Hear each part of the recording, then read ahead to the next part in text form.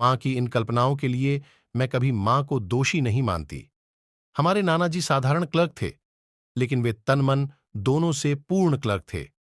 वेतन से 10 गुनी उनकी ऊपर की आमदनी थी। पद उनका जरूर छोटा था, किंतु वैभव की कोई कमी नहीं थी। हर सुविधा में पलकर बड़ी हुई मां ने उस वैभव को कभी नाजायज नहीं समझा। यही कारण था कि मेरे नितांत ईमानदार मास्टर पी, नानी अम्मा, अनु के स्वर की मिठास मां को रिझा नहीं पाई। मां चली गई, किंतु जाते जाते दृष्टि से ही मुझे जताती गई कि मैं बेवकूफ हूं। मां विवाह में गई थी।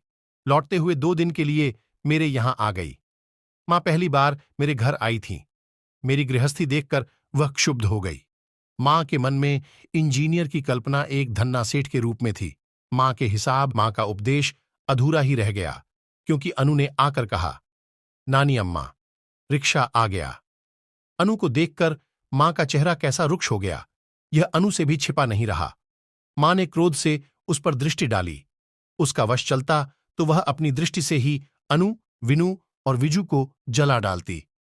फिर कुछ रुककर तनिक कठोर स्वर में बोली, सामान रख दिया क्या? इस तरह की उलटी सीधी बातें मां 2 दिनों से लगातार मुझे समझा रही थीं। मैं चुपचाप उसका मुख देखने लगी। मेरी दृष्टि में पता नहीं क्या था कि मां चिढ़कर बोली, तू मूर्ख ही रही।